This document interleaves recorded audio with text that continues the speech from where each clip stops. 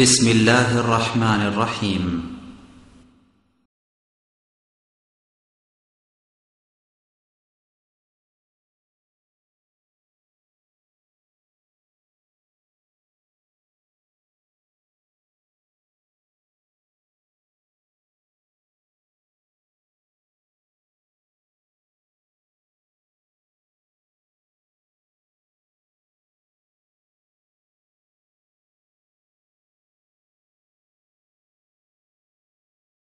إن الحمد لله نحمده ونستعينه ونستغفره ونعوذ بالله من شرور أنفسنا ومن سيئات أعمالنا ومن يهده الله فلا مضل له ومن يضلله فلا هادي له وأشهد أن لا إله إلا الله وحده لا شريك له وأشهد أن محمدًا عبده ورسوله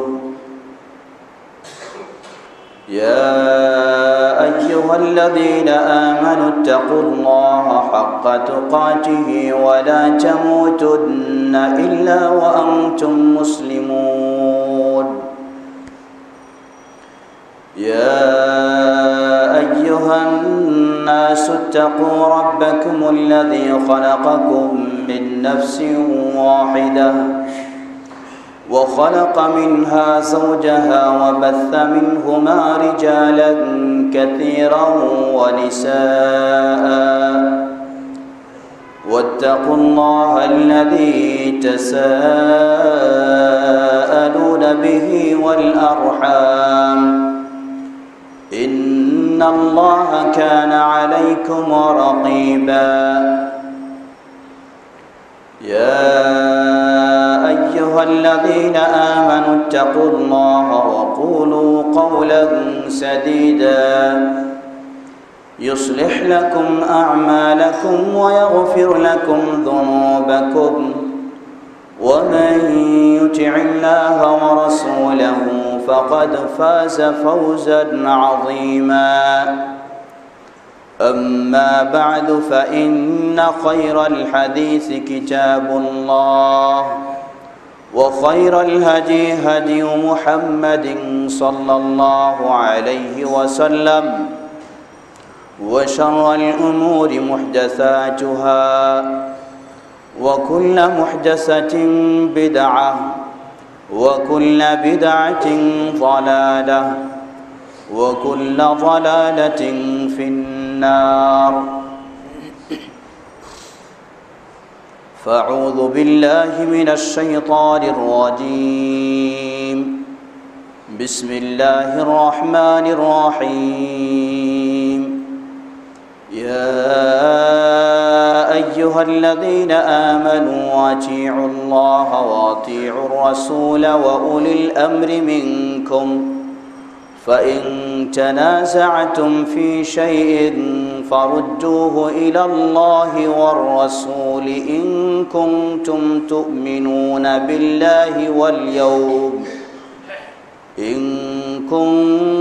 تؤمنون بالله واليوم الآخر ذلك خير وأحسن تأويلا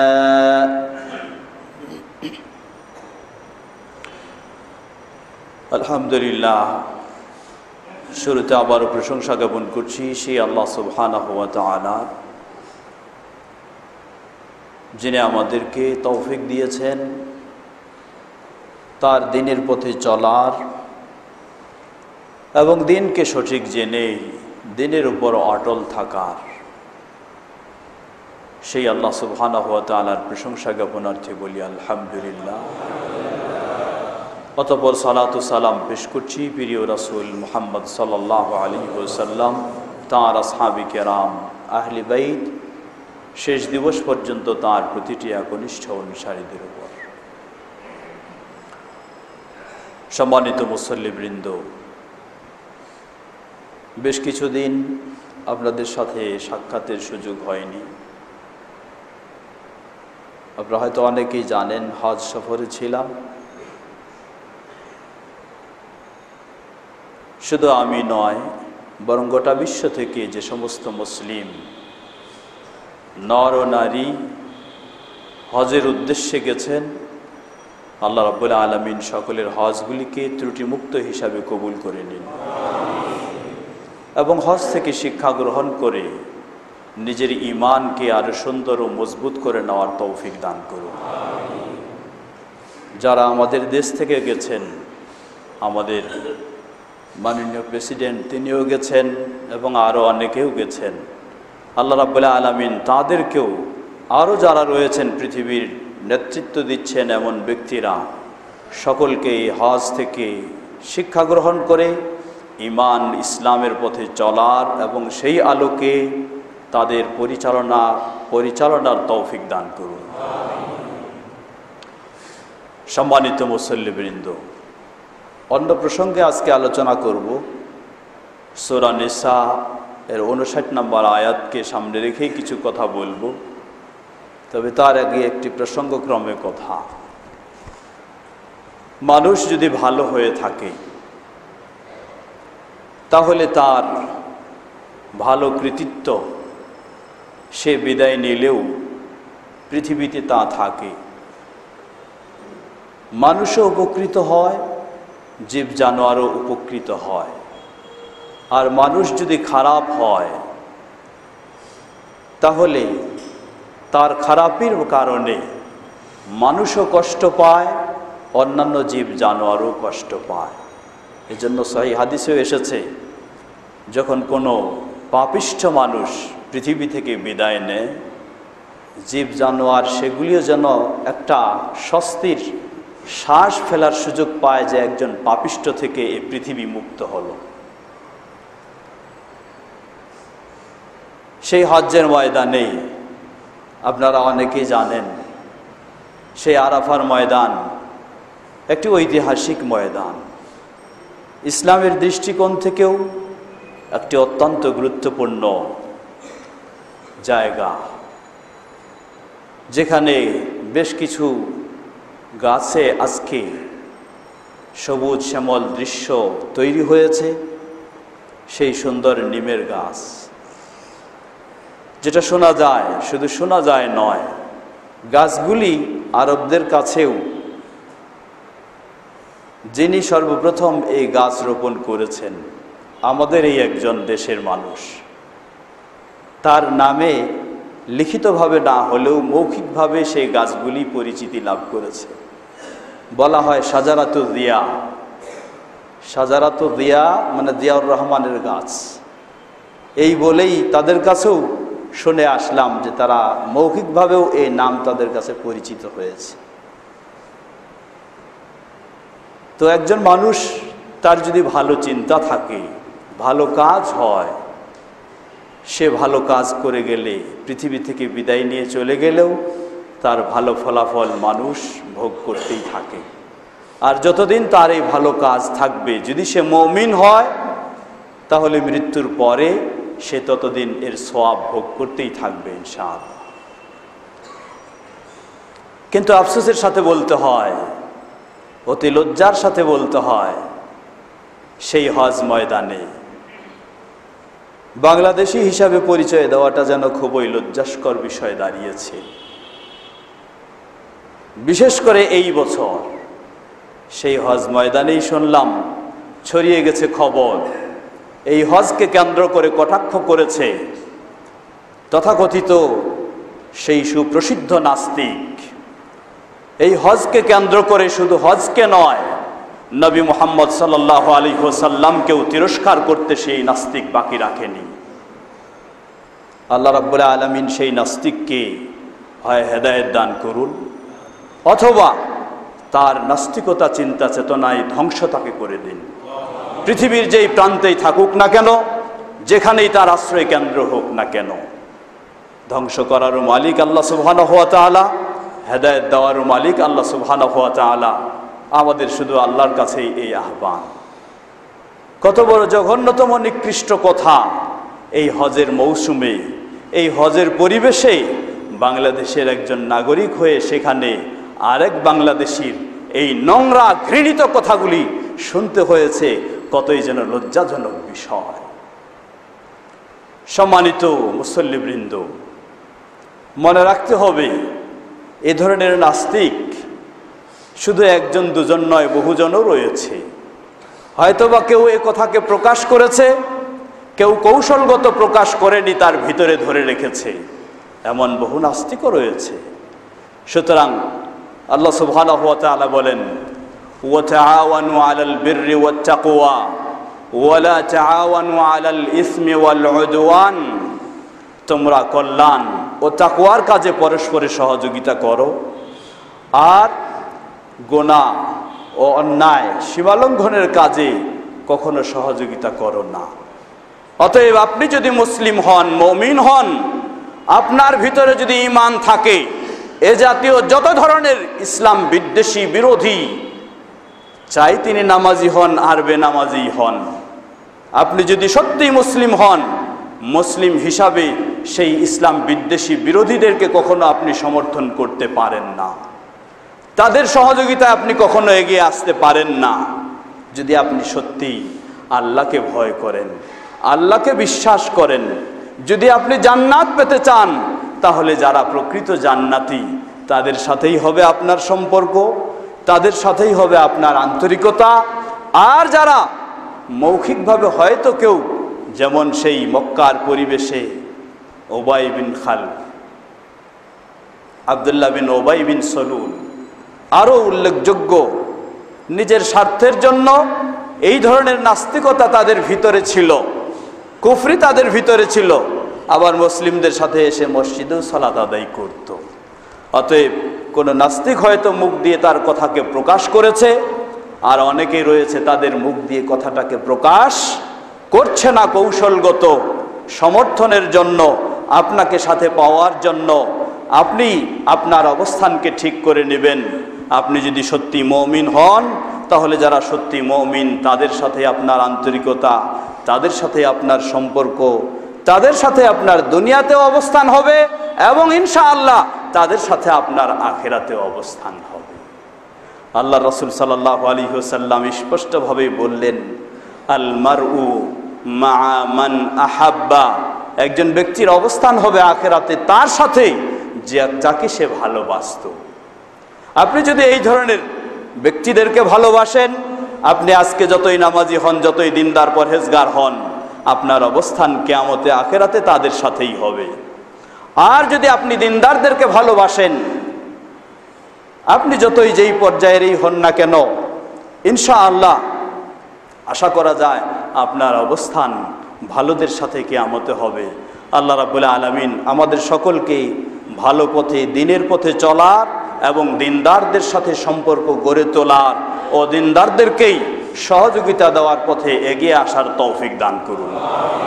দেশের সর্বস্তরের মানুষদেরকে কোরআন ও সহিহ সুন্নাহর আলোকে ইসলামের দিকে হেদায়েত দান করুন। ইসলাম বিরোধী বিদ্বেষী চক্রকে হয় ইসলামের দিকে হেদায়েত দান করুন, না হলে সেই ফেরাউনের, সেই মুসার বিরোধী ফেরাউন, সেই ইব্রাহিম আলাইহিস সালামের বিরোধী নমরুদ, তাদের পরিণতি তাদের জন্য হয়ে যায়, সেই কবুল আপনি করে নিন। সম্মানিত মুসল্লিবৃন্দ, কথা দীর্ঘ নয়, আসুন অন্য প্রসঙ্গে আসছি। দীর্ঘদিন ছিলাম না, সেই হিসাবে বহুজনের বহু প্রশ্ন, বহু বিষয় অপেক্ষা করছে। এমনই কিছু গুরুত্বপূর্ণ বিষয় আমাকে অনেকেই স্মরণ করে দিয়েছেন। সেগুলির মাঝে দু একটি সময় সুযোগ অনুযায়ী দু একটি বিষয় নিয়ে কিছু কথা বলবো ইনশাআল্লাহ। আজকে একটি অত্যন্ত গুরুত্বপূর্ণ বিষয় এই আধুনিক যুগের, তা হলো মসজিদগুলিতে আমরা দেখি কয়েক ডজন চেয়ার রেডি রাখতে হয়। মসজিদগুলিতে আমরা দেখি কয়েক ডজনও চেয়ার রেডি রাখতে হয় মুসল্লিদের জন্য। সুতরাং এই চেয়ারের মাসআলা একটি গুরুত্বপূর্ণ মাসআলা, যদিও খুতবায় আমি এটি বলতে চাইনি, কিন্তু বিভিন্ন পেপার কাটিং বা বিভিন্ন পেপারে বিভিন্ন লেখক লিখেছেন সেগুলি নিয়ে আমাদের মাঝে বিভিন্ন জনের কাছে বিভিন্ন প্রশ্ন জেগেছে। সেই আলোকেই আজকে এই বিষয়টি নিয়েও আলোচনা করব ইনশাআল্লাহ। চেয়ারের হুকুম কি? চেয়ারে সালাত আদায় করার এ বিষয়ে মতামত রয়েছে, থাকবে, অসম্ভব নয়। কারণ আল্লাহ সুবহানাহু ওয়া তাআলা কোরআনুল কারীমে যেভাবে ইঙ্গিত দিয়েছেন, রাসূল সাল্লাল্লাহু আলাইহি ওয়াসাল্লাম তার হাদিসেও স্পষ্টভাবে বলে দিয়েছেন, সেই আলোকে বোঝা যায় যে দ্বীনি বিষয়ে কিছু মতামত, ভিন্ন মতামত দেখা দিবেই, অসম্ভব নয়, এটাই সম্ভব। একজন বলবে এটা, আরেকজন বলবে এটা। আল্লাহ রাব্বুল আলামিন সূরা নিসা 59 নম্বর আয়াতে বলেন, যে আয়াতটি আমি পেশ করলাম, ফাইন তানাযাতুম ফি শাইইন ফারুদ্দুহু ইলাল্লাহি ওয়ার রাসূল ইন কুনতুম তুমিনুনা বিল্লাহি ওয়াল ইয়াউমিল আখির। আল্লাহ বলছেন, ফাইন তানাযাতুম ফি শাই, কোন বিষয়ে যদি তোমরা মতদ্বন্দ্বে লিপ্ত হয়ে যাও, ভিন্ন ভিন্ন মত এসে গেছে, তাহলে এই কথা আল্লাহ বললেন মানে কি? অবশ্যই এইরকম ঘটবে। আল্লাহ বললেন মানে এটা অবশ্যই এই ধরনের ঘটবে, এই পরিস্থিতি তৈরি হবে কোথাও না কোথাও, কোনো না কোনো বিষয়ে। আল্লাহ সুবহানাহু ওয়া তাআলা শুধু সমস্যার কথা উল্লেখ করেননি, বরং সমাধান কি হবে তাও উল্লেখ করেছেন। আল্লাহ বললেন, ফারুদ্দুহু ইলাল্লাহি ওয়ার রাসূল ইন কুনতুম তুমিনুনা বিল্লাহি ওয়াল ইয়াউমিল আখির। তোমরা এই মতভেদের বিষয়টাকে ফিরিয়ে দাও ইলাল্লাহি ওয়ার রাসূল, আল্লাহ এবং তার রাসূলের দিকে। আল্লাহ ও তার রাসূল দ্বারা উদ্দেশ্য বর্তমান আমাদের সময়ে আল্লাহর কিতাব আল কোরআনুল কারীম এবং রাসূল সাল্লাল্লাহু আলাইহি ওয়াসাল্লাম এর হাদিস সহিহ সুন্নাহর দিকে। কারা ফিরিয়ে দিবে? কোনো মুফতির দিকে শুধু নয়, কোনো গোষ্ঠীর দিকে নয়, কোনো চিন্তাবিদের দিকে শুধু নয়। আল্লাহ ফিরিয়ে দেওয়ার জন্য নির্দেশ দিলেন, মানে সমাধান পাওয়ার জন্য ফিরিয়ে দিতে হবে এটাকে। ইন কুনতুম তুমিনুনা বিল্লাহি ওয়াল ইয়াউমিল আখির, যদি তোমরা আল্লাহ এবং আখিরাতের প্রতি ঈমানদার হয়ে থাকো, তাহলে এই দ্বন্দ্বের সমাধান নেওয়ার জন্য ফিরে যেতে হবে তোমাদেরকে আল্লাহর কিতাব আল কোরআন এবং রাসূল সাল্লাল্লাহু আলাইহি ওয়াসাল্লামের সুন্নাহ সহিহ হাদিসের দিকে। কার বক্তব্য কি সেটির দিকে নয়, কোরআন এবং সুন্নাহর দিকে। রাসূল সাল্লাল্লাহু আলাইহি ওয়াসাল্লাম অনেক হাদিসে বলেছেন। এক হাদিসে বললেন ৭৩ দলে বিভক্ত হবে, তার মাঝে এক দলই হলো মুক্তিপ্রাপ্ত। তারা কারা? যারা তাদের সমাধানগুলি নিবে রাসূল সাল্লাল্লাহু আলাইহি ওয়াসাল্লাম এবং সাহাবায়ে কেরামের সমাধানের আলোকে। আরেক হাদিসে বললেন, মান ইয়াইশ মিনকুম বা'দি ফাসায়ারা ইখতিলাফান কাসীরা, আমার পরে তোমাদের মাঝে যারা বেঁচে থাকবে তারা অনেক অনেক মতভেদ দেখতে পাবে, অনেক অনেক মতভেদ পাবে, একটা দুইটা মতভেদ না। ইখতিলাফান বহুবচন শব্দ ব্যবহার করেছেন আল্লাহ রাসূল সাল্লাল্লাহু আলাইহি ওয়াসাল্লাম। এরপর আরেকটা শব্দ দিয়েছেন কাসীরা, অনেক অনেক মতভেদ দেখতে পাবে, একটা দুইটা নয়, শত শত হাজার হাজার। রাসূল সাল্লাল্লাহু আলাইহি ওয়াসাল্লাম আল্লাহর পক্ষ থেকে ওয়াহির মাধ্যমে তিনিও এই ভবিষ্যৎবাণী করলেন। তবে তিনি শুধু সমস্যার কথা উল্লেখ করেই ছেড়ে দেননি, তিনি সমাধানও দিয়েছেন। এই সমাধানের জন্য ফিরে যাবেন আপনি কার কাছে? মাযহাবী ফতোয়া কি সেদিকে? কোনো তরিকার ফতোয়া কি সেদিকে? কোনো পীর সাহেবের আদর্শ কি সেদিকে? কোনো আরো কোনো ব্যক্তির চিন্তা চেতনা কি সেদিকে? না, রাসূল সাল্লাল্লাহু আলাইহি ওয়াসাল্লাম সমাধান দিলেন, ওয়া আলাইকুম বিসুন্নতি ওয়া সুন্নতি আল খুলাফা আর রাশিদিন আল মাহদিয়িন। তোমাদের কর্তব্য হলো তোমরা ফিরে যাবে, আঁকড়ে ধরবে এই মতদ্বন্দ্ব থেকে মুক্তির জন্য। আলাইকুম বিসুন্নতি, আমার সুন্নাহকে তোমরা আঁকড়ে ধরবে, খোলাফায়ে রাশিদিনের সুন্নাহকে আঁকড়ে ধরবে। কোনো মাযহাবের সুন্নাহ নয়, কোনো তরিকার সুন্নাহ নয়, কোনো পীর সাহেবের সুন্নাহ নয়, কোনো মুফতির সুন্নাহ নয়, কোনো ইমামের সুন্নাহ নয়, কোনো গাউস কুতুবের সুন্নাহ নয়, সুন্নাতু রাসূলিল্লাহি সাল্লাল্লাহু আলাইহি ওয়াসাল্লাম ওয়া সুন্নতি আল খুলাফা আর রাশিদিন, আল্লাহ রাসূল এবং খোলাফায়ে রাশিদিনের সুন্নাহ। শুধু এটুকুই বলে শেষ করেননি, আরো কত কঠিনভাবে বললেন, তামাসসাকু বিহা, এই সুন্নাহকে তোমরা শক্ত করে আঁকড়ে ধরো, ওয়া আযু আলাইহা বিন নাওয়াজিজ। কেমনে আঁকড়ে ধরবেন? আল্লাহ রাসূল সাল্লাল্লাহু আলাইহি সাল্লাম বললেন যে এই মারির দাঁতগুলি দিয়ে কামড়ে ধরো তোমরা এই সুন্নাহকে। আল্লাহু আকবার। কেন এত কঠিন কথা বললেন? এর মানে কঠিন কথা বলার উদ্দেশ্য হলো এই, আপনি সুন্নাহকে ধরতে চাইবেন, বিভিন্ন জনের বিভিন্ন উক্তি আর যুক্তি আর বক্তব্যের কারণে আপনি হয়তোবা সুন্নাহ থেকে দূরে সরে যাবেন, সুন্নাহ আপনার থেকে দূরে সরে যাবে।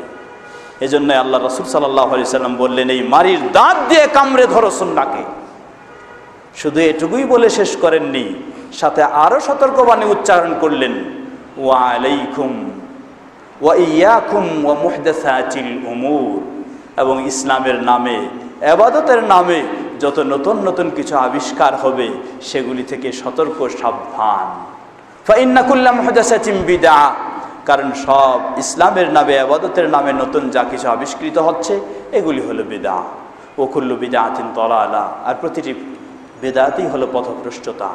সম্মানিত মুসল্লিবৃন্দ, কথা দীর্ঘ করার সুযোগ নেই। সুতরাং আজকে যে সমস্যা আমরা অনুভব করছি, চেয়ারে সালাত আদায়, এর হুকুম কি হতে পারে? এখন আমরা যদি কোরআন ও সুন্নাহয় ফিরে যেতে চাই তাহলে সহজভাবে বলা যায় রাসূল সাল্লাল্লাহু আলাইহি ওয়াসাল্লামের যুগে এই ধরনের চেয়ারে বসে সালাত আদায়ের কোনো পদ্ধতি, কোনো চর্চা, কোনো নিয়ম খুঁজে পাওয়া যায় না। সুতরাং কি আমরা বলবো যে অতএব চেয়ারে সালাত আদায় করা হারাম, যেহেতু আল্লাহ রাসূল সাল্লাল্লাহু আলাইহি ওয়াসাল্লামের যুগে খুঁজে পাওয়া যায় না? না, এটি আমরা বলতে পারবো না। বরং আমরা বলবো যে কারা চেয়ারে সালাত আদায় করে? চেয়ারে সালাত আদায় করে যারা সমাজে খুব গণ্যমান্য প্রভাবশালী ব্যক্তি, এমন ব্যক্তিরা না। এমন ব্যক্তিদের জন্য কখনো মসজিদে চেয়ার রাখা হয় না। মসজিদে চেয়ার রাখা হয়েছে যারা অসুস্থ, অক্ষম, অপারগ, সুন্দরভাবে সালাত আদায় করতে সুস্থ মানুষের মতো এমন অসুস্থ ব্যক্তিদের জন্যই হয়তো চেয়ার রয়েছে। এ চেয়ার সমাজে নেতৃত্ব দিচ্ছেন প্রভাবশালী, সম্পদশালী এমন ব্যক্তিদের জন্য মসজিদের চেয়ার রাখা হয়নি। এ চেয়ার রাখা হয়েছে শারীরিকভাবে যারা অক্ষম, অসুস্থ তাদের জন্য।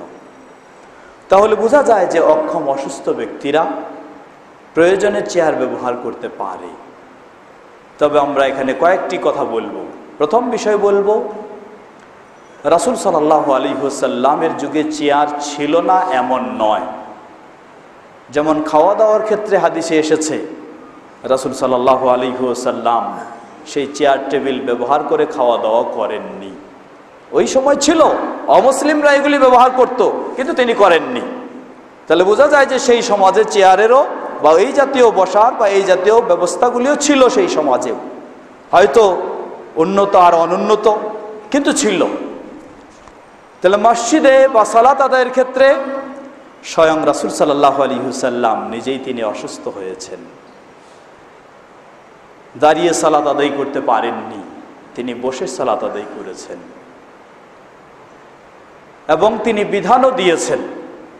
প্রসিদ্ধ সাহাবী ইমরান ইবনে হুসাইন রাদিয়াল্লাহু তাআলা আনহু, তিনি খুবই রোগে আক্রান্ত হলেন। বলা হয় তার রোগ ছিল পাইলস রোগ। এই রোগে আক্রান্ত হলে রাসূল সাল্লাল্লাহু আলাইহি ওয়াসাল্লামকে জিজ্ঞাসা করলেন কিভাবে সালাত আদায় করবেন। হাদিসটি সহিহ বুখারীর। রাসূল সাল্লাল্লাহু আলাইহি ওয়াসাল্লাম বললেন, সাল্লি কাইমা, তুমি সালাত আদায় করো দাঁড়িয়ে। ফাইন লাম তাস্তাতি ফাকাইদা, যদি দাঁড়িয়ে সালাত আদায় করতে অক্ষম হয়ে যাও তাহলে বসে সালাত আদায় করো। ফাইন লাম তাস্তাতি ফাসাল্লি আলা জামবিন, যদি তুমি বসেও সালাত আদায় করতে অক্ষম হও তাহলে তুমি শুয়ে সালাত আদায় করো। তাহলে বোঝা যায় রাসূল সাল্লাল্লাহু আলাইহি ওয়াসাল্লামের যুগেও অসুস্থ মানুষ ছিল, তারাও সালাত আদায় করেছেন, কিন্তু তারা কখনো চেয়ার ব্যবহার করেননি। বা ওই জাতীয় কোনো বসার বা এই ধরনের কোনো মাধ্যম ব্যবহার করেননি। সহজ নিয়ম ছিল, যিনি দাঁড়াতে অক্ষম তিনি বসেই সালাত আদায় করবেন।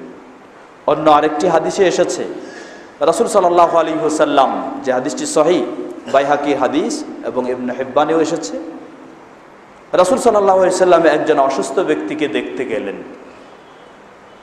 দেখলেন সেই অসুস্থ ব্যক্তি তিনি বসেই সালাত আদায় করতেছেন, কিন্তু সেজদার সময় তিনি সেজদা দিচ্ছেন সামনে একটা বালিশ রেখে, বালিশে সেজদা দিচ্ছেন। রাসূল সাল্লাল্লাহু আলাইহি ওয়াসাল্লাম বিরক্ত বোধ করে বালিশটাকে দূরে ছুঁড়ে মারলেন। বালিশটা ছুঁড়ে মারার পর তাকে বললেন, যদি তুমি সক্ষম হও মাটিতে সেজদা দাও, যদি সক্ষম না হও ফাআউমি ঈমান, তাহলে তুমি ইশারায় তুমি সালাত আদায় করো, রুকু সেজদা করো। ওয়া আখফিজ সুজুদাকা, আর তোমার সেজদাটাকে রুকুর চেয়ে একটু মাথাটাকে বেশি নিচু করো সেজদার সময়। হাদিস সহিহ। তাহলে রাসূল সাল্লাল্লাহু আলাইহি ওয়াসাল্লাম এই অসুস্থ ব্যক্তিদেরকেও এই ধরনের বিধান দিলেন। সুতরাং এখন চেয়ারে সালাত আদায়ের বিষয়টা কি? আমরা বলবো সবচেয়ে নির্ভেজাল, নিরাপদ। কোনো ব্যক্তি যদি দাঁড়িয়ে সুন্দরভাবে সালাত আদায় করতে সক্ষম না হন, রুকু সেজদা করতে সক্ষম না হন, তাহলে তিনি বসে, ফ্লোরে তিনি বসে সালাত আদায় করবেন। যদি সেজদা করতে পারেন আলহামদুলিল্লাহ, না হলে রুকু যেমন ইশারায় করবেন, সেজদাও ঠিক সেভাবে ইশারায় করবেন, তবে সেজদার জন্য রুকুর চেয়ে একটু বেশি মাথাটাকে নিচু করবেন। এটা হলো সবচেয়ে নিরাপদ, নির্ভেজাল এবং সবচেয়ে উত্তম। দ্বিতীয় বিষয়, কোনো ব্যক্তি এমন রয়েছেন, কারণ রাসূল সাল্লাল্লাহু আলাইহি ওয়াসাল্লামের যুগে যে সমস্ত রোগ ছিল, এখন কিন্তু সেই রোগেই সীমাবদ্ধ নয়, বহু জটিল জটিল আরও কঠিন কঠিন রোগ দেখা দিয়েছে। যেমন ইদানিং বেশি সমস্যা দেখা দিচ্ছে অনেকের পায়ের হাড় ক্ষয় হওয়া। এই হাঁটুর হাড় বা মাজার কোমরের হাড় ক্ষয় হওয়া রোগ, এটা দিনে দিন যেন আরও বাড়ছে।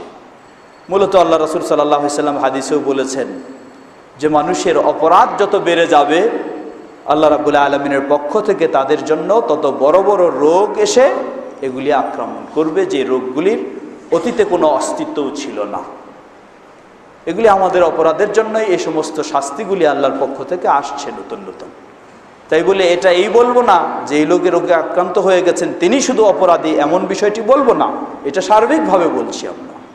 হতে পারে সেই ব্যক্তির চেয়ে অন্যরা আরও বেশি অপরাধী, তিনি অপরাধী নয়। তাই কোনো ব্যক্তিকে আমরা এই করে বলছি না, এটা হলো হাদিসের আলোকে সার্বিক পরিবেশ পরিস্থিতি। অতএব এই সমস্ত রোগ, কারো পায়ে হাঁটু ক্ষয় হয়ে গেছে, হাঁটুতে হাড় ক্ষয় হয়ে গেছে, কারো কোমরে হাড় ক্ষয় হয়ে গেছে, এই ব্যক্তির পক্ষে যার হাঁটু ক্ষয় হয়ে গেছে, এর হাঁটুগুলি ভাঁজ করে বসাও সম্ভব নয়, হচ্ছে না সম্ভব। যদি হাঁটুগুলি ভাঁজ করে তিনি বসেন, তাহলে তিনি একেবারে অচল হয়ে যাচ্ছেন, আরও দিন দিন তার এই রোগটা আরও জটিল হয়ে যাচ্ছে। তাহলে এই ব্যক্তির হুকুম কি? তিনি এখন ফ্লোরে বসেও সালাত আদায় করতে পারছেন না। আমরা বলবো যে এমন ব্যক্তি যিনি ফ্লোরে বসতে অক্ষম, তাহলে তার জন্য তিনি চেয়ারে বসে সালাত আদায় করবেন। অতএব চেয়ারে বসে সালাত আদায়কারী কয়েক শ্রেণীর হতে পারে। এক শ্রেণী, যিনি রুকু সেজদা ঠিকই করতে পারবেন বসে বসে, কিন্তু দাঁড়িয়ে থাকাটা তার পক্ষে সম্ভব হচ্ছে না, এই ব্যক্তিও চেয়ারে বসেন। দ্বিতীয় শ্রেণী, যিনি হয়তো বা দাঁড়িয়ে থাকতে পারেন সুন্দরভাবে, কিন্তু রুকু সেজদা তিনি করতে পারছেন না, এই ব্যক্তিও চেয়ারে বসেন। তৃতীয় শ্রেণী, যিনি দাঁড়িয়ে থাকতেও অক্ষম, রুকু সেজদা করতেও অক্ষম, সব কাজ ক্ষেত্রেই তিনি অক্ষম, অপারগ, অসুস্থতার কারণে সব সময় তিনি চেয়ারে বসেন। তো এই তিন শ্রেণীর হতে পারে। প্রথম বিষয়, যদি এমন হয়ে থাকে যিনি রুকু সেজদা করতে অক্ষম কিন্তু দাঁড়াতে সক্ষম, তাহলে এমন ব্যক্তিকে অবশ্যই তাকে দাঁড়ানোটা দাঁড়িয়ে সালাত আদায় করতে হবে। কিয়ামের সময় তাকে দাঁড়িয়ে অবশ্যই থাকতে হবে। রুকু সেজদা করতে তিনি অক্ষম, সেই হিসাবে সেই ক্ষেত্রে সেই সময়ে তিনি চেয়ার ব্যবহার করবেন। দাঁড়ানোর সময় যদি তিনি চেয়ার ব্যবহার করেন অথচ তিনি দাঁড়াতে সক্ষম, তাহলে তার সালাত বাতিল হয়ে যাবে অবশ্যই। কারণ দাঁড়ানো হলো সালাতের যেগুলি রুকুন। আল্লাহ সুবহানাহু ওয়া তাআলা বলেন, হাফিযু আলাস সালাওয়াত ওয়াস সালাতিল উসতা ওয়া কুমু লিল্লাহি কানিতিন। এবং হাদিসেও সহিহ বুখারী ইত্যাদি অনেক হাদিসেও এসেছে দাঁড়ানোর নির্দেশ। অতএব বিশেষ করে সূরা কেরাত যখন পড়ানো হয়, এই কিয়াম, এই দাঁড়ানো, এটা হচ্ছে সালাতের রুকুন। যিনি দাঁড়াতে সক্ষম, রুকু সেজদায় অক্ষম হলেও তাহলে তাকে দাঁড়িয়ে অবশ্যই কিয়াম করতে হবে। সেই সময়ে চেয়ারে বসে থাকলে তার সালাত বাতিল বলে গণ্য হবে। দ্বিতীয় বিষয়, যিনি দাঁড়াতে সক্ষম নয়, দাঁড়ানোর সময় তাকে অবশ্যই বসতে হচ্ছে, তাই তিনি হয়তো চেয়ারে বসলেন, কিন্তু রুকু সেজদা এ দুটিও হলো সালাতের রুকুন। রুকু সেজদাও ফরজ, অতএব রুকু সেজদা তাকে সঠিকভাবে আদায় করতে হবে। যদি তিনি রুকু সেজদা আদায় করতে সঠিকভাবে সক্ষম হন, তাহলে রুকু সেজদা তিনি দাঁড়ানোর সময় হয়তো চেয়ার ব্যবহার করতে পারেন, কিন্তু রুকু সেজদার সময় যদি তিনি সক্ষম হন, তাকে অবশ্যই রুকু সেজদা করতে হবে সঠিকভাবে, না হলে তার সালাত বাতিল হবে। এখন কোন ব্যক্তির কি অবস্থা এটা আমরা জানি না, এটি আপনি নিজেই জানেন। আপনার সামর্থ্য সুস্থতা কতটুকু এটি আপনি জানবেন, সেই হিসাবে আপনি আপনার অবস্থান গ্রহণ করবেন। হতে পারে কোনো ব্যক্তি রুকু সেজদা সুন্দরভাবে করতে পারছেন, তিনি ফ্লোরে বসেছেন, কিন্তু রুকু সেজদায় গেলে সেই ব্যক্তি আর দাঁড়াতে পারছেন না, তাহলে তিনি এমনি দাঁড়াইলে দাঁড়িয়ে থাকতে পারেন, কিন্তু যখন রুকু সেজদায় চলে যান তখন উঠাটা তার জন্য কষ্টকর, সম্ভব হয় না। তাহলে বলবো আমরা যে আপনার জন্য সেই ক্ষেত্রে দাঁড়ানোর বিষয়টা ছাড় রয়েছে, আপনি নিচে বসেই থাকবেন, রুকু সেজদা সুন্দরভাবে করবেন। আবার কেউ যদি বসে সালাত আদায় করতে চান চেয়ার বাদ দিয়ে, হয়তো তিনি দাঁড়িয়ে সুন্দরভাবে আদায় করলেন, রুকু সেজদা রুকু করতেও পারছেন, কিন্তু সেজদায় তিনি যেতে পারছেন না, মানে পা দুটিকে ভাঁজ করতে পারছেন না।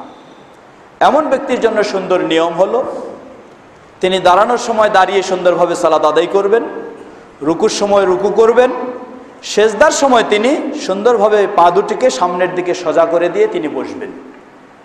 বসে তিনি ইশারায় মাথাটাকে নিচু করে হাত দুটি হাঁটুর উপর রেখে সেভাবেই তিনি সেজদা করবেন। পায়ে সেজদা করবেন না, নিচু করবেন, যেহেতু পা দুটি তার ভাঁজ করাই হলো সমস্যা। তিনি পা দুটিকে সোজা কেবলামুখী করে রাখবেন, এটা হলো তার জন্য। তাহলে রুকু এবং কিয়াম এগুলি তার জন্য সবই সুন্দর হবে। তৃতীয় বিষয় আসি আমরা, এখন যদি কাউকে চেয়ার ব্যবহার করতেই হয়, তাহলে চেয়ারটি কোথায় রাখবো, এই আরেকটি জটিলতা। চেয়ার ব্যবহার করার আমার শরীয়তে বৈধতা হলো যে আমি অসুস্থতার কারণে চেয়ার আমাকে ব্যবহার করতে হচ্ছে, হয় রুকু সেজদার ক্ষেত্রে হোক অথবা কিয়াম দাঁড়ানোর ক্ষেত্রে হোক। এখন চেয়ারটাকে আমি কোথায় বসাবো? আপনার চেয়ার ব্যবহার, যেটা আগেই বলেছি, 3 অবস্থায় হতে পারে। কোনো ব্যক্তি শুধু দাঁড়ানোর সময় চেয়ার ব্যবহার করেন, কিন্তু রুকু সেজদা তিনি সুন্দরভাবে করতে পারেন, অসুবিধা হয় না, তাহলে এই ব্যক্তির চেয়ার থাকবে। দাঁড়ানোর সময় যদি তিনি চেয়ার ব্যবহার করেন, তাহলে তার চেয়ারের পিছনের খুঁটিগুলি থাকবে অন্যান্য মুসল্লিদের পায়ের গোড়ালির বরাবর। চেয়ারের পিছনের খুঁটিগুলি তার থাকবে অন্যান্য মুসল্লিদের পায়ের গোড়ালি বরাবর, যেভাবে সোজা হবে সেভাবেই তার পাগুলি সামনে থাকবে। অর্থাৎ যখন তিনি বসে আছেন তার পিঠটা যেন অন্যান্য মুসল্লিদের পিঠের বরাবর হয়। যখন তিনি কিয়ামের সময়, দাঁড়ানোর সময় যদি বসে থাকতে হয়, তাহলে তার চেয়ারটা হবে এইভাবে। আর যদি কোনো ব্যক্তি তিনি দাঁড়ানোর সময় দাঁড়াতে পারছেন কিন্তু রুকু সেজদা করতে পারছেন না, এজন্য তাকে চেয়ার ব্যবহার করতে হচ্ছে, তাহলে তিনি অবশ্যই দাঁড়াবেন অন্যান্য মুসল্লিদের মতো। তিনি দাঁড়াবেন অন্যান্য মুসল্লিদের কাতারে দাঁড়াবেন, চেয়ারটাকে রাখবেন তিনি পিছনে। যখন দাঁড়ানোর কাজ শেষ হয়ে যাবে তারপর তিনি পিছনে বসে, পাগুলি থাকবে অন্যান্যদের পায়ের বরাবর, আর তিনি তারপর চেয়ারে বসেই রুকু সিজদা করবেন। এ হলো দ্বিতীয়। তৃতীয় বিষয়, যিনি দাঁড়ানো, রুকু সিজদা সবকিছুই চেয়ারে করবেন, তার হুকুম হলো পূর্বের ব্যক্তির মতো দাঁড়ানোর সময় যিনি কি করেন, চেয়ারে বসে থাকেন। অর্থাৎ তার চেয়ারটা থাকবে, চেয়ারের পিছনের খুঁটিগুলি থাকবে মানুষের পায়ের বরাবর, তার পিঠটা যেন মানুষের পিঠের বরাবর হয়ে থাকে। যিনি সব সময় চেয়ার ব্যবহার করবেন সেভাবে তিনি দাঁড়াবেন। তো এজন্য সবচেয়ে উত্তম হলো যিনি সব সময় দাঁড়াবেন, সব সময় চেয়ারে বসবেন, তিনি কাতারের যে কোনো জায়গায় তিনি চেয়ার সেট করতে পারেন, কোনো অসুবিধা নেই। আর যিনি দাঁড়ানোর সময় দাঁড়িয়ে থাকবেন, বাকিগুলি তিনি করবেন, তাদের চেয়ারগুলি যেমন আমাদের মসজিদে হয়তো এক সাইড করে দেওয়া রয়েছে অথবা পিছনের সাইডে রয়েছে। পিছনের সাইডে থাকলে অনেক সময় সমস্যা হয়, সামনের মুসল্লি আসেনি, তারপরে পিছনে কিভাবে তিনি একাই থাকবেন। এজন্য দুই সাইডে সেই শুধু চেয়ারেই অসুস্থ ব্যক্তিদের জন্য আগে পিছে সেভাবে করে দেওয়া যেতে পারে। কারণ আপনি চেয়ার নিয়ে বসে গেলেন এক জায়গায়, আরেক মুসল্লি ঠিকমতো সেজদা দিতে পারছে না, এজন্য আপনি গুনাহগার হবেন, এজন্য আপনি অপরাধী হবেন। কারণ সালাতে থাকা অবস্থায় আরেকজন মুসলিমকে কষ্ট দেওয়া কখনো জায়েজ নেই। আপনি চেয়ারটাকে এমনভাবে নিয়ে বসে পড়েছেন, পিছনের আরেকজন মুসল্লি তার সেজদা দেওয়া সম্ভব হচ্ছে না, তার আর কিছু করা সম্ভব হচ্ছে না, এজন্য আপনি অবশ্যই গুনাহগার হবেন, অপরাধী হবেন। অতএব সর্ববিষয়ে লক্ষ্য করে আমাদের সেই অনুযায়ী অবস্থান গ্রহণ করতে হবে। আল্লাহ রাব্বুল আলামিন অসুস্থ ব্যক্তিদেরকে পরিপূর্ণ সুস্থতা দান করুন, যাতে চেয়ারের সমস্যারও প্রয়োজন না হয়, ব্যবহারের প্রয়োজন না হয়। পঞ্চম বিষয়, যেটা একজন পেপারেও লিখেছেন, বলেছেন যে কোনো ব্যক্তি যদি অসুস্থতার কারণে দাঁড়িয়ে সালাত আদায় করতে পারছেন না, তিনি বসে সালাত আদায় করছেন, মসজিদে এসে চেয়ারে বসেছেন, তো এই ব্যক্তি বাসা থেকে পায়ে হেঁটে এসেছেন ঠিকই, দাঁড়িয়ে এসেছেন ঠিকই, কিন্তু এসে তিনি এখন মসজিদে আর দাঁড়ানোর ক্ষমতা রাখছেন না, যেহেতু বাসা থেকে তিনি পায়ে হেঁটে আসলেন বেশ কিছুক্ষণ। অতএব এমন ব্যক্তি তিনি মসজিদে যাবেন না, বরং বাসাতেই বসে বাসাতেই তিনি দাঁড়িয়ে সালাত আদায় করবেন। এই ধরনের ফতোয়া, আলমগীরির ফতোয়া উল্লেখ করে তারা বলেছেন। আমরা বলবো তাদের এই কথা বা আলমগীরির এই ফতোয়া সেটি হাদিস সম্মত নয়। কারণ রাসূল সাল্লাল্লাহু আলাইহি ওয়াসাল্লাম মসজিদে আসার নির্দেশ দিয়েছেন। সহিহ বুখারী ও মুসলিমের হাদিস, সাহাবী আবু হুরায়রা রাদিয়াল্লাহু তাআলা আনহু হতে বর্ণিত, তিনি বলেন রাসূল সাল্লাল্লাহু আলাইহি ওয়াসাল্লাম বলেন, আসকালুস সালাতি আলাল মুনাফিকিন সালাতুল ইশা ওয়াল ফজর। মুনাফিকদের জন্য সবচেয়ে ভারী সালাত হলো ইশার সালাত এবং ফজরের সালাত। লাউ ইয়ালামুনা মা ফীহিমা লাআতাউহুমা ওয়ালাউ হাবওয়া, রাওয়াহু আল বুখারী ও মুসলিম। যদি তারা জানতো যে এই সালাতে কি রয়েছে, ইশা এবং ফজরে কি ফজিলত রয়েছে, তাহলে তারা হামাগুড়ি দিয়ে হলেও মসজিদে এসে উপস্থিত হতো। হামাগুড়ি দিয়ে হওয়া মানে কি? হামাগুড়ি দিয়ে হচ্ছে যেই বাচ্চা এখনো হাঁটতে শিখেনি, ঘোড়া হয়ে হাঁটছে, ঘোড়ার মতো দুই পা, দুই হাঁটু এবং দুই ইসের পরে। তো রাসূল সাল্লাল্লাহু আলাইহি ওয়াসাল্লাম বলছেন যে যদি সালাতের গুরুত্ব সম্পর্কে জানতো তারা, বিশেষ করে ইশা এবং ফজরের, তাহলে এভাবেও তারা, মানে এইভাবে ছাড়া আসার তাদের আর উপায় নাই, তাহলে এভাবেও তারা কি করতো, মসজিদে আসতো, উপস্থিত হতো। তাহলে এই হাদিস থেকে বোঝা যাচ্ছে যে একজন ব্যক্তি দাঁড়িয়ে যদি একাকী নিজে পায়ে হেঁটে সুন্দরভাবে আসতেও অক্ষম হয়, এমন ব্যক্তিকেও মসজিদে আসার জন্য উৎসাহ দেওয়া হয়েছে এই হাদিসে। দ্বিতীয় আরেক হাদিস, যে হাদিসটি সহিহ মুসলিমের হাদিস, অন্ধ সাহাবী রাসূল সাল্লাল্লাহু আলাইহি ওয়াসাল্লামের কাছে আসলেন,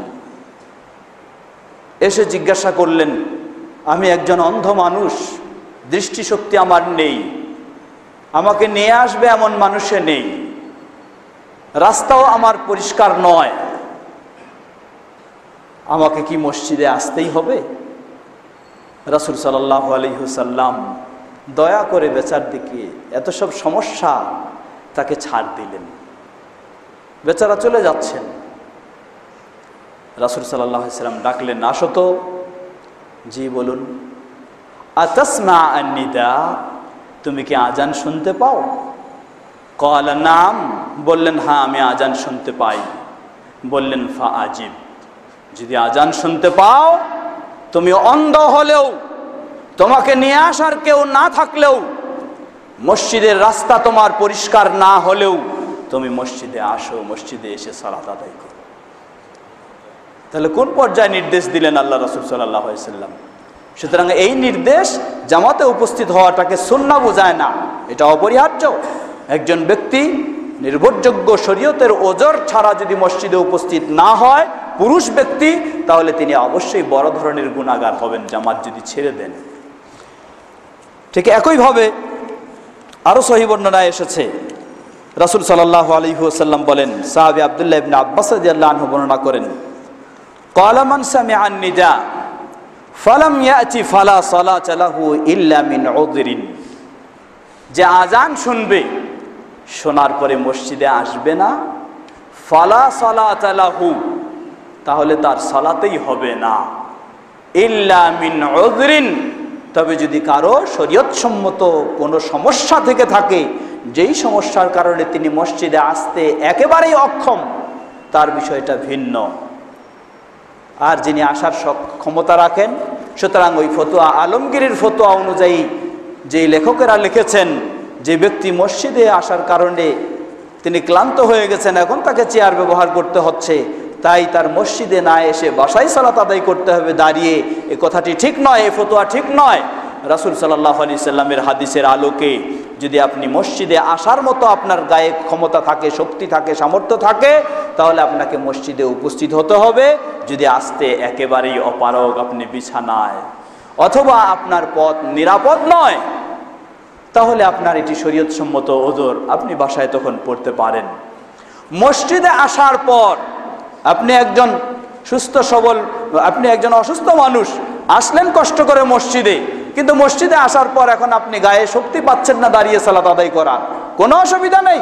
আল্লাহ রাসূল সাল্লাল্লাহু আলাইহি ওয়াসাল্লাম আপনার জন্য বিধান দিয়েছেন, এখানে আসার পরে যদি আপনি দাঁড়িয়ে সালাত আদায় করার ক্ষমতা না রাখেন, আপনি বসে সালাত আদায় করবেন।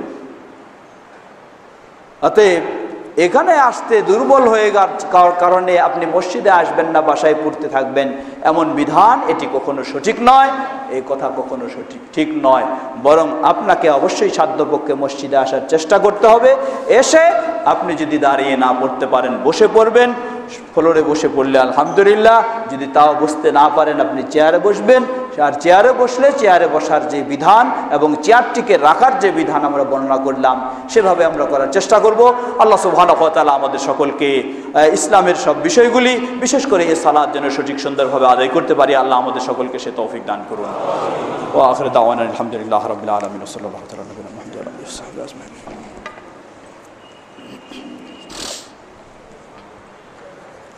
আলহামদুলিল্লাহ, সালাতু ওয়াসসালামু আলা রাসূলিল্লাহ, আম্মা বা'দ। সম্মানিত মুসল্লিবৃন্দ, কথা অনেক দীর্ঘ হয়ে গেছে, আর দীর্ঘ করার সুযোগ নেই।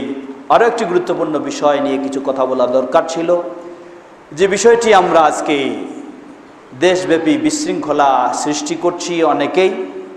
সে বিষয়টি হচ্ছে সারা বিশ্বব্যাপী একই দিনে ঈদ পালন, না আমাদের এলাকায় চাঁদ দেখে সেই অনুযায়ী পালন করব। এই বিষয়ে বিস্তারিত কথা বলার সুযোগ নেই, আমরা অতীতেও অনেক বলেছি, এবং এই বিষয়ে 5 ঘন্টার আমার পূর্ণ কয়েকটি লেকচার রয়েছে, যেগুলি jumarkhutbah.com-এ পাবেন, আল দিন আল ইসলামেও পাবেন। আমরা স্পষ্ট করেছি যে আজকে আপনি যেই সৌদির দোহাই দিয়ে সৌদির সাথে করতে চাচ্ছেন, এটি একেবারে শরীয়তের দৃষ্টিকোণ থেকে ও বাস্তবতার দৃষ্টিকোণ থেকে অযৌক্তিক কথা। এখানে দুটি দিক বলবো আমরা। একটি দিক হলো, কেউ যদি কোনো অঞ্চলের সংবাদ শুনে করে, যেমন ইউরোপ আমেরিকায় অনেক অমুসলিম দেশ রয়েছে, যেখানে মুসলিমদের কোনো সমাজ নেই, মুসলিমদের কোনো নিয়ম কানুন কিছুই নেই, একাকীভাবে চলছে। তাহলে তারা অন্য জায়গার খোঁজ খবর নিয়ে সেই অনুযায়ী আমল করতে পারে, এতে অসুবিধা নেই। আর কোনো জায়গায় যদি শরীয়তসম্মত বিধান প্রতিষ্ঠিত রয়েছে, তাহলে সেখানে আরেকটি নিয়ম চালু করে বিশৃঙ্খলা সৃষ্টি করা কখনো যুক্তিযুক্ত বিষয় নয়। আমরা বললাম যে সৌদির সাথে করবেন, আপনি এই দাবি করছেন, এটি অবাস্তব বিষয়, শরীয়তের দৃষ্টিকোণ থেকেও নয়, যুক্তির আলোকেও নয়। কেন? সৌদির সাথে করার জন্য ইসলাম কখনো নির্দেশ দেয়নি, বরং সৌদির সবচেয়ে বড় দুইজন আলেম, ফতোয়া বোর্ডের যিনি প্রধান ছিলেন আল্লামা ইবনে বাজ রাহিমাহুল্লাহ, তাকে পাকিস্তান সৌদি দূতাবাস থেকে প্রশ্ন করা হলো। শেখ ইবনে বাজ রাহিমাহুল্লাহকে লিখিত আমার কাছে রয়েছে, পাকিস্তান সৌদি দূতাবাস থেকে প্রশ্ন করলেন তারা যে আমরা সৌদি নাগরিক আছি, আমরা পাকিস্তানে, আমরা কি সৌদির সাথে ঈদ পালন করব, না পাকিস্তানের মুসলিমেরা তারা চাঁদ দেখে যেদিন করে থাকে সেদিন করব? খুব সংক্ষিপ্ত বলছি। শেখ ইবনে বাজ রাহিমাহুল্লাহ তাকে জবাব দিলেন, বললেন ইয়ালজিমু আলাইকুম, তোমাদের জন্য অপরিহার্য বিষয়, তোমরা সেখানকার মুসলিমেরা চাঁদ দেখে যেদিন ঈদ পালন করে সেদিনই তোমরা ঈদ পালন করবে। বললেন তোমাদের জন্য অপরিহার্য বিষয়, ভালো এটা বলেন নাই, তোমরা সৌদি নাগরিক হও আর যেই হও, সেখানকার মুসলিমেরা যেভাবে করে সেভাবেই করবে। কয়েকটি উল্লেখ করেছেন। প্রথম বিষয় যে রাসূল সাল্লাল্লাহু আলাইহি সাল্লাম হাদিসে বলেছেন, যেদিন মুসলিমেরা সিয়াম পালন করে সেদিন তোমরা সিয়াম পালন করবে, যেদিন তারা ঈদ পালন করে সেদিন তোমরা ঈদ পালন করবে। অতএব সেই এলাকার মুসলিমেরা শরীয়তসম্মত বিধান অনুযায়ী চাঁদ দেখে যেদিন ঈদ পালন করে সেদিন এই হাদিসের আলোকে তোমাদেরকে করতে হবে। দ্বিতীয় বিষয়, তারা একদিন করবে আর তোমরা সেখানে থেকে যদি সৌদির অনুসরণ করতে যাও, তাহলে মুসলিমদের মাঝে এটি একটি বিশৃঙ্খলা সৃষ্টি করা হবে। এই বিশৃঙ্খলা সৃষ্টি করার ইসলাম কখনো অনুমতি দেয়নি। দ্বিতীয় আসুন, সৌদি আরবের আরেকজন বিজ্ঞ আলেম আল্লামা মুহাম্মদ বিন সালেহ বিন উসাইমিন রাহিমাহুল্লাহ, বাংলাদেশের সৌদি দূতাবাস তাকে লিখিত প্রশ্ন করলেন যে আমরা বাংলাদেশে রয়েছি, সৌদি দূতাবাসে, সৌদি নাগরিক, আমরা কি সৌদি আরবের সাথে ঈদ করব, না বাংলাদেশের মানুষেরা একদিন কখনো 2 দিন এইভাবে তারা চাঁদ দেখে যে সিয়াম পালন করে, ঈদ পালন করে, কোরবানি করে সেটা করব? একই জবাব ইবনে উসাইমিন রাহিমাহুল্লাহ বাংলাদেশে অবস্থানরত সৌদি নাগরিকদেরকেও দিলেন। সুতরাং সে সৌদি আরবের বিজ্ঞ আলেম সমাজ কোরআন এবং সুন্নাহর আলোকে তারা, আমাদের তো দূরের কথা, সৌদি নাগরিক যারা এখানে অবস্থান করছে তাদেরকে এই ফতোয়া দিয়ে দিলেন, এই সিদ্ধান্ত দিলেন। সুতরাং আজকে আপনি কেন এই বিশৃঙ্খলা সৃষ্টি করবেন? আরেকটি বিষয় বললাম যেটি অযৌক্তিক বিষয়, যে সৌদির সাথে করতে হবে, অযৌক্তিক এবং শরীয়ত এর দৃষ্টিকোণ থেকেও ঠিক নয়। সেটা হলো ইমাম ইবনে তাইমিয়া রাহিমাহুল্লাহ চাঁদ কখন উদিত হবে, কোন জায়গায়, সে সম্পর্কে তিনি বর্ণনা দিতে গিয়ে বলেন যে সূর্য উদিত হয় পূর্ব আকাশে আর চাঁদ উদিত হয় পশ্চিম আকাশে। সুতরাং পশ্চিমাঞ্চলের দেশগুলি সর্বপ্রথম পূর্বাঞ্চলের দেশগুলির চেয়ে তারাই আগে চাঁদ দেখতে পায়। আমাদের আগে যেমন সৌদি দেখতে পায়, সৌদির আগে যে সমস্ত পশ্চিমাঞ্চলের দেশ রয়েছে সেগুলি সৌদির আগে দেখতে পায়। এটি অবাস্তব নয়, বাস্তব। গত রমজানেই খোঁজ নেন আপনি, সেই আমেরিকা, উত্তর আমেরিকা, তারা সৌদির আগে চাঁদ দেখেছে এবং সিয়াম পালন করেছে। আজকে যদি আপনি গোটা বিশ্বকে সৌদির সাথে করতে বলেন, তাহলে যারা সৌদির আগে স্বচক্ষে চাঁদ দেখছে তাদের বিধানটা কি ইসলাম তাদের জন্য প্রযোজ্য নয়? চাঁদ দেখে সিয়াম পালন করতে হবে, তাদের এই বিধান নয়? অতএব কোন যুক্তিতে আপনি সৌদির সাথে তাদেরকে করতে বলবেন? এটি সম্পূর্ণ হারাম। তারা চাঁদ দেখবে স্বচক্ষে আর আপনি বলবেন যে অপেক্ষা করে পরের দিন সৌদির সাথে পালন করবে। এটি অযৌক্তিক, যুক্তির আলোকেও সঠিক নয় এবং শরীয়তের দিক থেকেও কখনো সঠিক নয়। এজন্যই সৌদি ফতোয়া বোর্ডও সুন্দরভাবে কথা বলেছে। তারা বলছেন যে যারা আজকে গোটা বিশ্বকে এক করার চিন্তায় এই বিশৃঙ্খলাগুলি সৃষ্টি করছেন, আসলে এরা দিনে দিন বরঞ্চ ঐক্য তো দূরের কথা, বরং বিশৃঙ্খলাকে আরো বেশি বৃদ্ধি করেছে। অতএব কোনো মুসলিমের আমানতদার মুসলিমের এই ধরনের কাজগুলি করা উচিত নয়। আমাদের এই সমাজগুলি সুন্দর, তার মাঝে দু একজন এই ধরনের বিশৃঙ্খলা সৃষ্টি করার চেষ্টা করেছে। এই বিশৃঙ্খলা সৃষ্টিকারীরা কোনো সন্দেহ নেই, তারা অবশ্যই অপরাধী, অবশ্যই গুনাহগার। যারা এই সুন্দর একটি শরীয়তসম্মত নিয়ম, সেই নিয়মের মাঝে বিশৃঙ্খলা সৃষ্টি করে যারা নিজেদের দিনদারিত্ব দেখাতে চায়, এটি তাদের কোনো সন্দেহ নাই একটি খারেজি চিন্তা চেতনা ছাড়া কিছুই নয়, এবং তাদের এটি একটি অবশ্যই বড় ধরনের অপরাধ। অতএব আমরা বলবো আরাফার সিয়াম পালন করব, যেহেতু সেই দিনটি তারিখের উল্লেখ আসেনি, উল্লেখ এসেছে সেই দিবসের কথা, দিবসের সংবাদ যারা জানতে পারবে। এজন্য সেই দেশের সবচেয়ে উল্লেখযোগ্য ইবনে উসাইমিন রাহিমাহুল্লাহর ফতোয়া হলো তাই, যে আরাফার দিবস যারা সংবাদ পাবে না, তারা তাদের এলাকায় ঈদের আগের দিনেই আরাফার দিবসের নিয়তে সিয়াম পালন করবে চাঁদ দেখে। আর যারা সংবাদ পাবে তারা সেই দিন সরাসরি করবে, অসুবিধা নেই। কিন্তু তাদের ঈদ, তাদের জুলহজ্জা মাস যখন তাদের কাছে শুরু হবে, সেই অনুযায়ী 10ই জুলহজ্জায় তারা ঈদ পালন করবে। আল্লাহ রাব্বুল আলামিন এই সমস্ত বিষয়গুলি যেন আমরা বিশৃঙ্খলা সৃষ্টি না করে কোরআন ও সহিহ সুন্নাহর উপর সঠিকভাবে অটল থেকে ধৈর্য ধারণ করে সকলেই এক পথে চলতে পারি। আল্লাহ আমাদের সে তৌফিক দান করুন। কথা দীর্ঘ করার সুযোগ নেই, সুযোগ হলে আবারও সে বিষয় নিয়ে আমরা কথা বলবো। সম্মানিত মুসল্লিবৃন্দ, সকল ক্ষেত্রেই মনে রাখা উচিত, আজকে আমাদের কিছু কিছু ভাইদের মাঝে এই ধরনের একটি চিন্তা এসেছে যে মনে হয় একটি নতুন জিনিস আমি যদি আগে শুরু করতে পারি, তাহলে আমার একটু প্রচার প্রসার বা আমার একটু ইত্যাদি ইত্যাদি অনেক কিছুই হবে। আসলে আপনি যদি একটি সঠিক বিষয় নিয়ে আসতে পারেন, আলহামদুলিল্লাহ, কোনো খারাপ নয়, ভালো। আর যদি এমন বিষয় নিয়ে এসে থাকেন যে বিষয়টি আসলেই এখানে নির্ভরযোগ্য নয়, এখানে গ্রহণযোগ্য নয়, তাহলে এজন্য আপনি সওয়াব তো দূরের কথা, ভালো তো দূরের কথা, বরং আপনি অবশ্যই এজন্য অপরাধী হবেন, এবং এই পরিবেশ পরিস্থিতি নষ্ট করার জন্য আপনি অবশ্যই গুনাহগার হবেন। সুতরাং আমরা যেন ধৈর্যের সাথে, ধীর স্থিরতার সাথে কোরআন ও সহিহ সুন্নাহ ভালোভাবে বুঝিয়ে উপলব্ধি করে সেই আলোকে অগ্রসর হতে পারি। আল্লাহ আমাদের সকলকে সে তৌফিক দান করুন। ইবাদাল্লাহ রাহিমাকুমুল্লাহ, ইন্নাল্লাহা ক্বাদ আমারাকুম আন তুসাল্লু আলা নবিয়িকুম ওয়া ক্বাদ বাদা বিনাফসিহি ফাকাল ইন্নাল্লাহা ওয়া মালাইকাতাহু ইউসাল্লুনা আলান নবী ইয়া আইয়ুহাল্লাযীনা আমানু সাল্লু আলাইহি ওয়া সাল্লিমু তাসলিমা। اللهم صل على محمد وعلى آل محمد كما صليت على إبراهيم وعلى آل إبراهيم إنك حميد مجيد.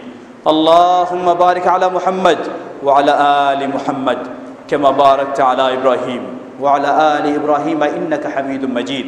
দরুদ পড়ার নিয়ম সমস্বরে নয়, নীরবেই পড়বেন আপনারা। اللهم ارض عن الخلفاء الراشدين وعن سائر أصحاب نبيك الكريم. اللهم أعز الإسلام والمسلمين واخذل الكفرة والمشركين ودمر ديارهم. হে আল্লাহ, আমাদের দেশ সহ পৃথিবীর সর্বত্র ইসলাম ও মুসলিমদেরকে সমুন্নত করুন। পৃথিবীর সর্বত্র মুসলিমদেরকে পরিপূর্ণভাবে কোরআন ও সহিহ সুন্নাহর আলোকে ইসলাম মেনে চলার তৌফিক দান করুন।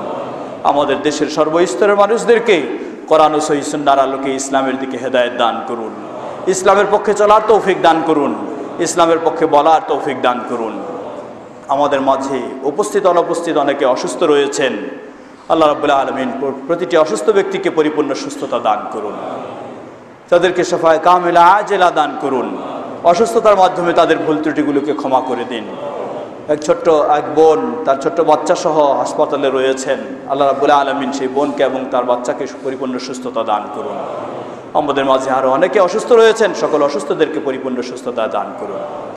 সম্মানিত মুসল্লিবৃন্দ, আপনাদেরকে একটি কথা স্মরণ করে দিতে হয়। আমাদের এই পরিচিত মাদ্রাসা, প্রাণপ্রিয় মাদ্রাসাতুল হাদিস, যাকে আপনারা সবসময় সার্বিকভাবে সহযোগিতা দিয়ে আসছেন, ঈদুল আজহাকে কেন্দ্র করে আলহামদুলিল্লাহ আমি ছিলাম না, শুনেছি আপনারা স্বতঃস্ফূর্তভাবে অতীতের চেয়ে আরও বেশি সহযোগিতা দিয়েছেন। আল্লাহ রাব্বুল আলামিন আপনাদের সকলকে জাযায়ে খায়ের দান করুন। সকলের এই সহযোগিতাকে কবুল করে নিন। বিশেষ করে যারা সহযোগিতা সংগ্রহে সময় দিয়েছেন, অবদান রেখেছেন, নিজের ব্যক্তিগত বাসা বাড়ির কাজকর্ম ছেড়ে দিয়ে, আল্লাহ রাব্বুল আলামিন তাদের সকলকে জাযায়ে খায়ের দান করুন। এই প্রতিষ্ঠানের জন্য যেন আমরা আরও বেশি বেশি এইভাবে সহযোগিতা দিতে পারি, আল্লাহ আমাদের সকলকে সে তৌফিক দান করুন। এই প্রতিষ্ঠানকে যেন আরও সুপ্রতিষ্ঠিত করতে পারি, সকলে আন্তরিকভাবে আল্লাহ আমাদের সকলকে সে তৌফিক দান করুন। আমাদের যারা বিদায় নিয়ে চলে গেছেন, যারা এই প্রতিষ্ঠানে জড়িত ছিলেন, এবং অনেকের বাবা মা ভাই বোন, আল্লাহ রাব্বুল আলামিন তাদের ভুল ত্রুটি ক্ষমা করে তাদেরকে জান্নাতুল ফেরদাউস নসিব করুন। যারা জীবিত রয়েছি আমরা যেন ঈমান ইসলামের উপর প্রতিষ্ঠিত থাকতে পারি, আল্লাহ আমাদেরকে তৌফিক দান করুন। সুবহানা রাব্বিকা রাব্বিল ইজ্জাতি আম্মা ইয়াসিফুন ওয়া সালামুন আলাল মুরসালিন ওয়ালহামদুলিল্লাহি রাব্বিল আলামিন।